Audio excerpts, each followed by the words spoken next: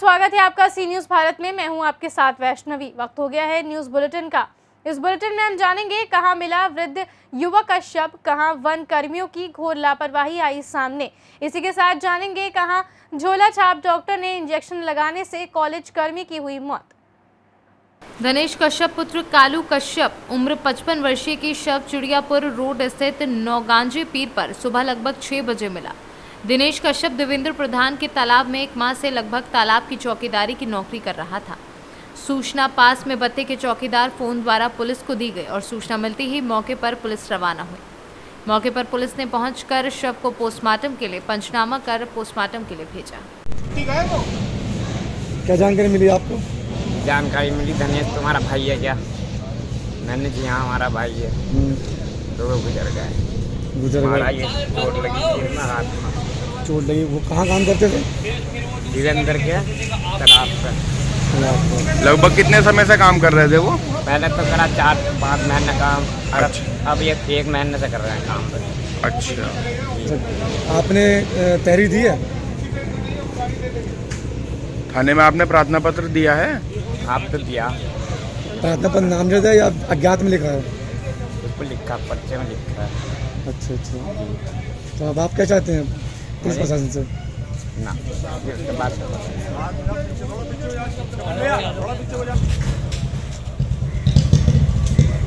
बिजनौर से सी न्यूज संवाददाता सलीम हाशमी की रिपोर्ट।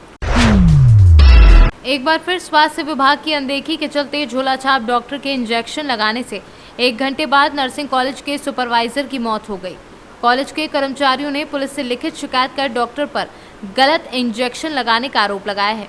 इधर मौत की खबर मिलते ही झोला छाप डॉक्टर क्लिनिक बंद करके भाग गया है।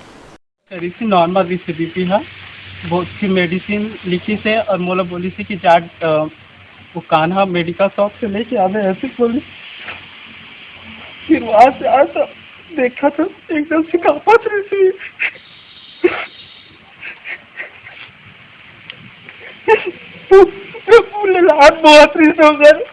वो डॉक्टर पर एक्शन लेवल था। छत्तीसगढ़ से सी न्यूज संवाददाता अजीत यादव की रिपोर्ट। खैरागढ़ विधानसभा उपचुनाव में राजनीतिक सरगर्मी अब तेज हो गई है। कांग्रेस ने अपने प्रत्याशी की घोषणा कर दी है।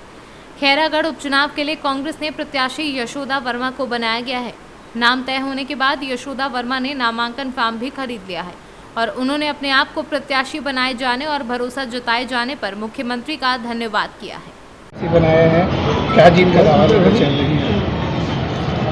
भूपेश बघेल बहुत विश्वास से कांग्रेस पार्टी के प्रत्याशी के रूप में मोल चयन करे। ओखले में यहाँ माननीय मुख्यमंत्री जी बहुत बहुत धन्यवाद देना चाहता हूँ। और हम चुनाव कैसे लड़े देखल लिए हमारे पास न मुद्दा की कमी है न योजना की कमी है। हमारे छत्तीसगढ़ की सरकार हमारे गरीब मजदूर के लिए एक सुंदर अच्छा योजना लाए हैं। पूरा समूह के लिए योजना लाए, मितानी दीदी मन के लिए योजना लाए है। और फिलहाल अभी पूरा शिक्षा सब टीचर मन के लिए, शिक्षा कर्मी मन के लिए बहुत बड़ी सौगात दे है। तो यही सब के बीच में हम चुनाव जीतबो और हमारा जनता पर भी विश्वास है कि वो मन भी हमला भारी मत से विजयी बनाही। और ये चुनाव मैं नहीं लड़त हूँ, मोर क्षेत्र के जनता लड़त है और मैं बहुत उत्साह है। मोला बहुत खुश है कि हमारे खैरागढ़ विधानसभा में एक महिला प्रत्याशी ला माननीय मुख्यमंत्री जी हाँ प्रत्याशी के रूप में उतारे हैं। तो निश्चित ही एक नया इतिहास बना के हमारे मुख्यमंत्री ला देबो। अभी 5 वो चुनाव ला तो मैं नहीं जानो कि वहाँ के चुनाव में नहीं आई सब का कारण नहीं, लेकिन अपन खैरागढ़ के विधानसभा के बात करूँ तो खैरागढ़ विधानसभा के कांग्रेस के गढ़ है और यहाँ के जनता पर पूरा भरोसा है, विश्वास है कि यहाँ कांग्रेस पार्टी के ही झंडा गड़े। छत्तीसगढ़ से सी न्यूज संवाददाता अजीत यादव की रिपोर्ट। जसपुर में वन कर्मियों की घोर लापरवाही, जंगलों में धू कर जल रहा आग। अज्ञात व्यक्ति के द्वारा लगाई गई आग, वन कर्मियों को सूचना के बावजूद मौन। सन्ना वन परिक्षेत्र के भड़िया हाई स्कूल पास का मामला।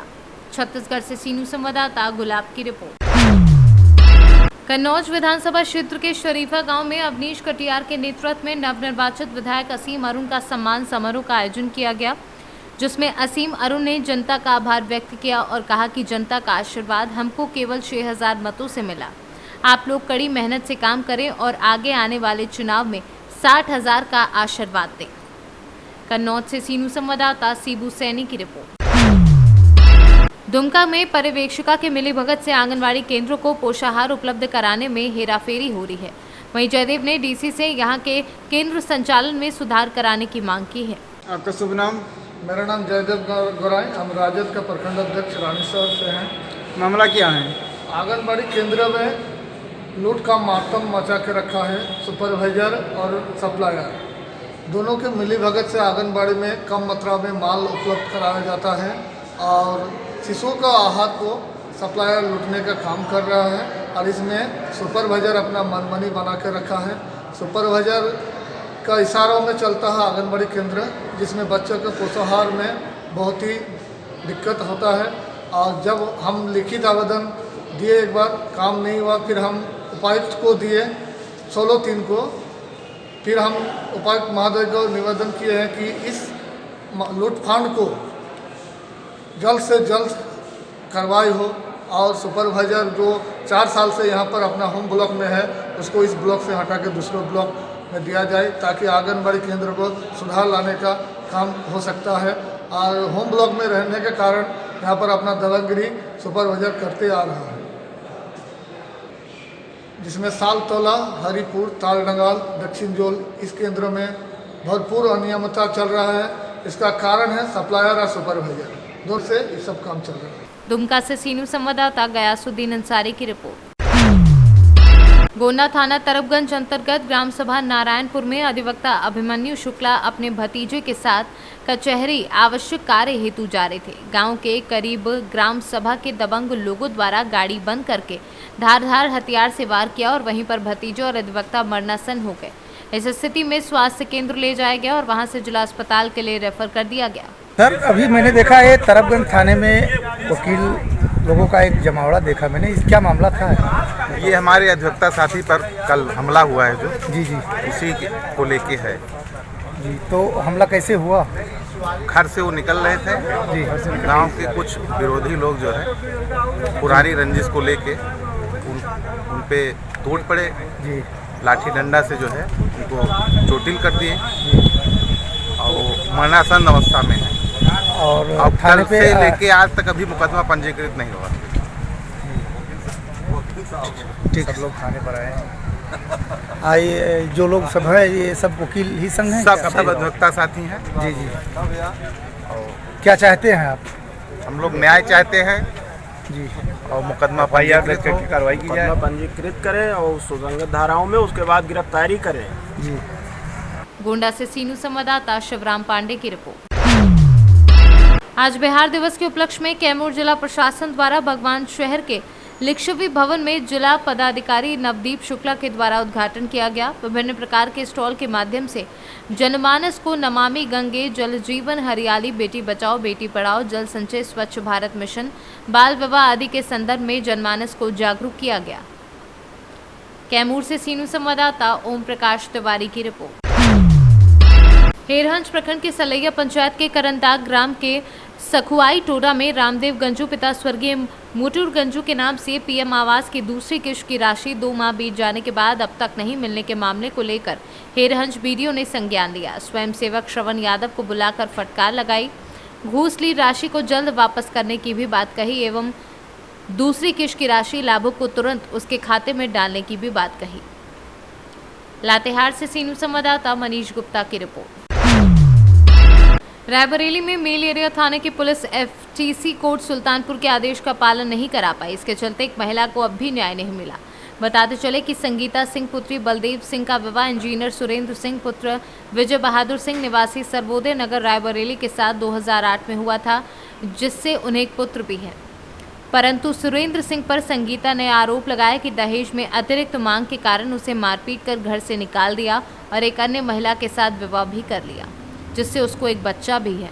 इसी मामले को लेकर संगीता ने न्यायालय सिविल जज अवर खंड एटीसी कोर्ट में फौजदारी परिवाद संख्या 606/2020 के तहत मामला पंजीकृत कराया, जिस पर 11 मार्च 2022 को आदेश देते हुए न्यायालय ने सुरेंद्र सिंह को अपनी पत्नी संगीता को 7,000 और बच्चे को बालिग होने तक 3,000 प्रतिमाह खर्च के साथ संगीता अपने घर ले जाकर उसे अपनी गृहस्थी में रखेगा, ना निकालेगा और ना ही कोई अवरोध उत्पन्न करेगा।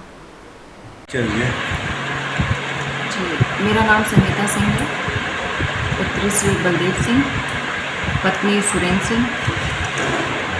मेरी शादी 2008 में हुई थी, 9 जुलाई 2008 में हुई थी और मैं करीबन सिर्फ 15 दिन एक बार रही हूँ और 15 दिन एक बार रही हूँ, कुल मिला के 1 महीने रही हूँ, जिसमें मेरे ससुराल वालों ने षड्यंत्र किया, मेरी सारी ज्वेलरी ले ली, मेरे सारे जो स्त्री धन होते हैं वो सब मेरे ससुराल में ही सब कुछ हैं रखे हैं।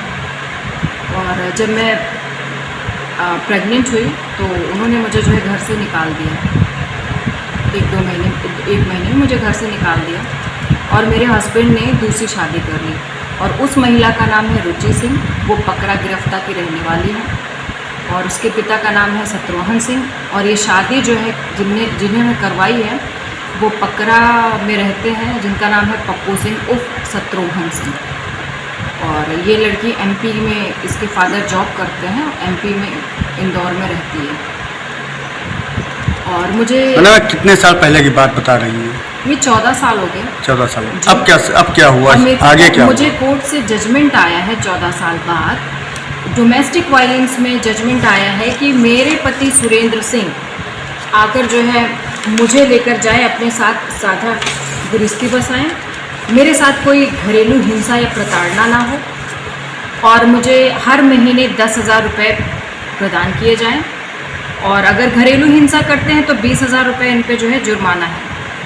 और आदेश में ये कहा गया है कि जो भी मेरे घर वाले हैं वो मुझे किसी प्रकार से कोई प्रताड़ना ना दे सके, जिसमें नाम है सुरेंद्र सिंह, अवधेश सिंह, पत्नी विजय बहादुर सिंह, वेद प्रकाश, रीना, गुड़िया और मतलब इतने सारे लोग हैं। निवासी स्थान है 395 सर्वोदय नगर, थाना मिल एरिया, जनपद रायबरेली। तो घरेलू हिंसा से ये मुझे जो है आदेश हुआ है। इन्होंने जो मेरे साथ जो भी घटनाएं घटित की थी मेरे साथ, मैंने सबके प्रूफ दिए हैं। इनकी जो सेकंड मैरिज हुई है मैंने उसका भी प्रूफ दिया है। इन्होंने जो भी चीज़ें मेरे साथ की हैं मैंने एक एक चीज़ का प्रूफ दिया है कोर्ट में, तब ये मुझे जो है तो जाके आप ये सब आदेश हो गए हैं, आपको क्या ससुराल जाने का भी आदेश हुआ कि आप ससुराल में रखिए जाए? जी हाँ, मेरा ससुराल जाने का आदेश हुआ है कि मान सम्मान विथ रिस्पेक्ट से मेरे हस्बैंड सुरेंद्र सिंह आए और मुझे जो है अपने साथ ले जाके साझा गृहस्थी बसाएं। रायबरेली से सी न्यूज़ संवाददाता आशीष त्रिपाठी की रिपोर्ट। फिलहाल के लिए इस बुलेटिन में इतना ही। देश दुनिया की तमाम बड़ी खबरों के लिए देखते रहिए सी न्यूज़ भारत।